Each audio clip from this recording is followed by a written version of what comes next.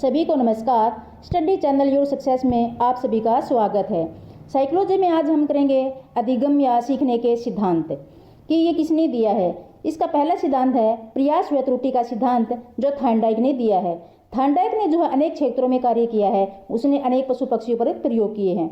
तो प्रयास व त्रुटि का सिद्धांत के प्रतिपादक जो है थॉर्नडाइक है। इसके अन्य नाम कौन कौन से हैं देख लेते हैं, क्योंकि यहाँ से भी एग्जामिनर क्वेश्चन पूछ लेता है। प्रयास व त्रुटि सिद्धांत न दे करके इसके अन्य नामों में से कोई भी दे देता है और हमें ध्यान में रखने चाहिए। अन्य नाम देख लेते हैं ट्रायल एंड एरर थ्योरी, संबंध सिद्धांत, बॉन्ड थ्योरी, संयोजनवाद, एसआर थ्योरी, उद्दीपक अनुक्रिया सिद्धांत, आवृत्ति का सिद्धांत, परिश्रम व धैर्य का सिद्धांत, हर्ष व दुख का सिद्धांत, बंध का सिद्धांत। ये प्रयास व त्रुटि सिद्धांत के अन्य नाम है। इनमें से भी क्वेश्चन पूछ लिया जाता है कि उद्दीपक अनुक्रिया सिद्धांत किसने दिया, तो थॉर्नडाइक। हर्ष व दुख का सिद्धांत किसने दिया, तो थॉर्नडाइक। तो इस प्रकार से क्वेश्चन पूछ लिया जाता है। प्रयास व त्रुटि का सिद्धांत न दे करके अन्य नामों में से दे दिया जाता है। तो इसके प्रतिपादक थॉर्नडाइक हैं। तो थॉर्नडाइक ने जो है भूखी बिल्ली पर प्रयोग किया। उद्दीपक कौन है, मछली के मांस का टुकड़ा। उद्दीपक का मतलब क्या होता है कि कोई भी चीज जो आपको उत्तेजित करे तो उद्दीपक होता है। तो थॉर्नडाइक ने बिल्ली पर प्रयोग किया और बिल्ली कौन कैसी थी, भूखी बिल्ली पर प्रयोग किया था और 10 दिन तक प्रयोग किया। थॉर्नडाइक ने एक भूखी बिल्ली को पिंजरे में बंद कर दिया। ऐसे पिंजरे में बंद किया जिसका दरवाजा एक खटके को दबाने से खुलता था और पिंजरे के बाहर एक तस्तरी में खाना रख दिया। खाना इस प्रकार से रख दिया गया कि बिल्ली को खाने को देखकर सूंघ भी सके, देख सके और खाना प्राप्त करने के लिए पिंजरे से बाहर आने का प्रयास करे।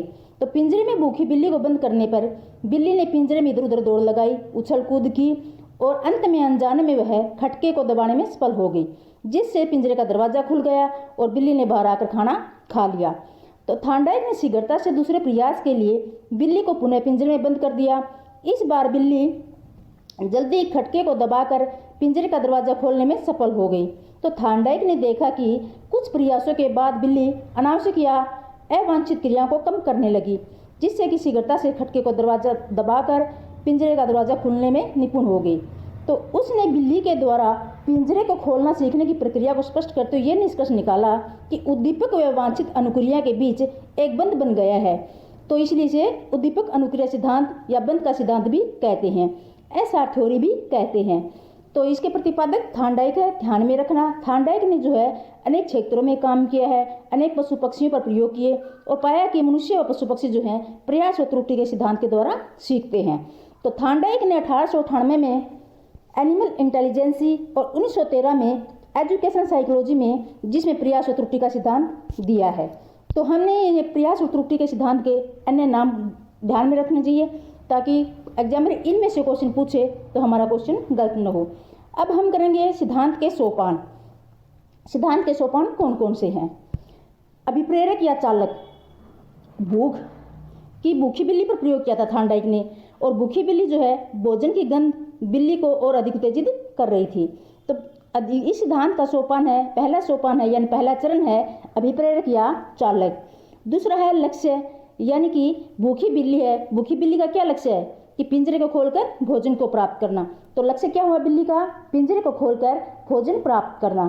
फिर अगला चरण कौन सा है, लक्ष्य में बाधा।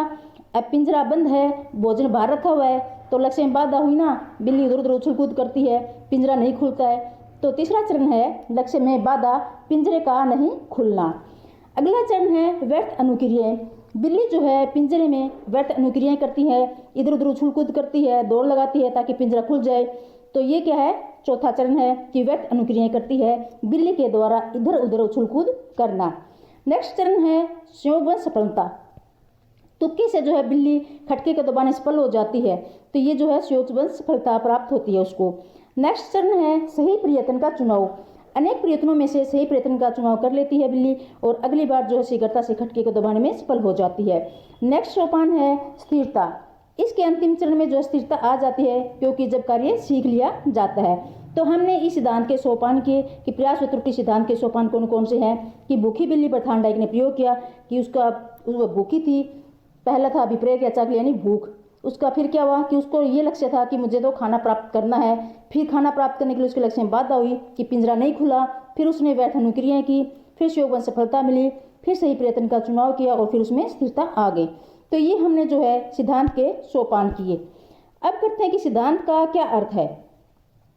इस सिद्धांत का अर्थ, थार्नडाइक ने जो है अनेक पशु पक्षियों पर प्रयोग करके यह सिद्ध किया कि पशु पक्षी व मनुष्य दोनों ही प्रयास और त्रुटि के द्वारा बहुत कुछ सीख सकते हैं। जैसे मैंने आपके लिए एग्जाम्पल रखे हैं, छोटे बच्चे के द्वारा चम्मच पकड़ना सीखना, टाई के गांठ लगाना सीखना, जूते के फीते बांधना सीखना आदि सभी कार्य जो है प्रयास व त्रुटि के द्वारा सीखे जा सकते हैं। अब छोटा बच्चा है, वो चम्मच पकड़ना सीखता है तो एक बार में थोड़े नहीं सीखी जाएगी, वह बार बार प्रयास करता है, धीरे धीरे सीखता है। ऐसे ही टाई के गांठ लगाना सीखते हैं, प्रयास के द्वारा, त्रुटि होती है, प्रयास करते हैं और फिर सीख जाते हैं। तो ये जो है थार्नडाइक ने ऐसे बताया कि प्रयास और त्रुटि के द्वारा मनुष्य व पशु पक्षी सीख सकते हैं। अब हम करेंगे इस सिद्धांत के शैक्षिक लाभ क्या हैं, या इस सिद्धांत के शिक्षा में क्या गुण हैं।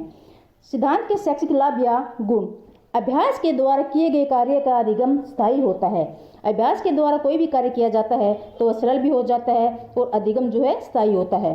मंद बुद्धि व पिछड़े बालकों के लिए उपयोगी है। यह सिद्धांत जो है मंद बुद्धि व पिछड़े बालकों के लिए उपयोगी है, क्योंकि मंद बुद्धि व पिछड़े बच्चे जो हैं प्रयास के द्वारा, त्रुटि के द्वारा सीखते हैं, बार बार प्रयास करते हैं और अभ्यास करते हैं और त्रुटि करते हैं और फिर अंत में जो है सीख जाते हैं। पहले की गई गलतियों के अनुभव का लाभ मिलता है। इस सिद्धांत से क्या होता है कि पहले जो गलती की जाती है उन गलतियों से के अनुभव से जो है लाभ मिलता है।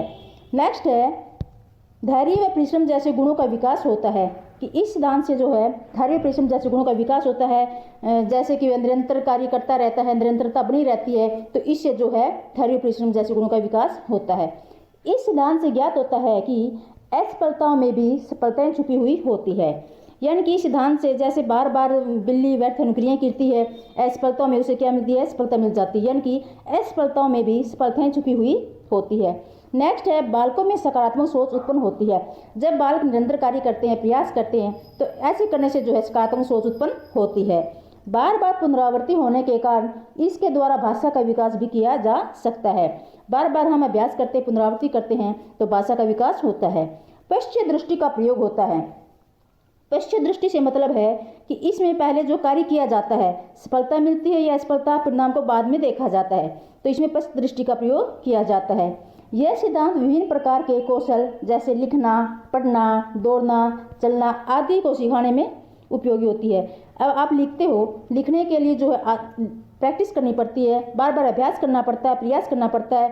पढ़ने दौड़ने के लिए जो है सिद्धांत कौशलों के विकास के लिए उपयोगी है। इसके अब करते हैं हम कि इसके दोष क्या हैं, कमियां क्या हैं। व्यर्थ प्रयत्नों पर अधिक बल, यह सिद्धांत जो है व्यर्थ प्रयत्नों पर अधिक बल देता है। बार बार प्रयास किए जाते हैं, जबकि किसी कार्य को किसी विशेष तकनीक के द्वारा शीघ्रता से एक बार में ही किया जाता है, यानी कि व्यर्थ प्रयत्नों पर अधिक बल देता है। नेक्स्ट है, बालकों में चिंतन शक्ति, तर्क शक्ति व कल्पना शक्ति का विकास नहीं हो पाता। बालकों में जो है इस सिद्धांत के द्वारा चिंतन शक्ति, तर्क शक्ति, कल्पना शक्ति का विकास नहीं होता, क्योंकि जो है ये बार बार प्रयास किया जाता है, बार बार त्रुटि की जाती है, इसलिए जो है चिंतन शक्ति और तर्क शक्ति का विकास नहीं हो पाता है। पाठ्यक्रम को पूर्ण नहीं किया जा सकता। इस सिद्धांत के द्वारा जो है पाठ्यक्रम को पूरा नहीं किया जा सकता, क्योंकि अगर आप बार बार प्रयास करोगे, फिर त्रुटि करोगे, प्रयास करोगे, त्रुटि करोगे, तो समय बहुत ज़्यादा लगता है और पाठ्यक्रम पूरा नहीं हो पाता। तो पाठ्यक्रम को पूर्ण नहीं किया जा सकता इस प्रयास और त्रुटि सिद्धांत के द्वारा। नेक्स्ट है, प्रतिभाशाली बच्चों के लिए अनुपयोगी है। ये जो सिद्धांत है प्रयास और त्रुटि का, जो थार्नडाइक ने दिया है, ये प्रतिभाशाली बच्चों के लिए अनुपयोगी है, क्योंकि प्रतिभाशाली बच्चे एक बार में सीख जाते हैं। तो ये जो मंद बुद्धि के लिए ही फायदेमंद है, जबकि प्रतिभाशाली बच्चों के लिए अनुपयोगी है। नेक्स्ट है, समय व श्रम की अधिक आवश्यकता होती है। इस सिद्धांत के द्वारा समय व श्रम की अधिक आवश्यकता होती है, क्योंकि बार बार प्रयास किया जाता है, त्रुटि की जाती है, तो समय व श्रम ज़्यादा लगता है, तो समय व श्रम की अधिक आवश्यकता है।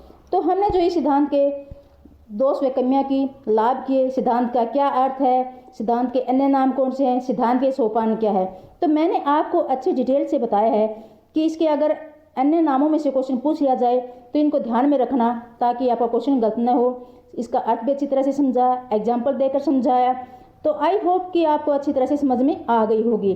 तो मैंने आपको एकदम अच्छे से क्लियर किया है। जो मैं कराती हूँ इससे बाहर कोई क्वेश्चन नहीं आएगा, क्वेश्चन इसी के इर्द गिर्द आपको एग्जाम में देखने के मिलेंगे, इसलिए वीडियो को ध्यान से देखें, शुरू से अंत तक देखें। आई होप कि आपके लिए वीडियो हेल्पफुल होगी। तो मिलते हैं नेक्स्ट वीडियो में, तब तक के लिए धन्यवाद।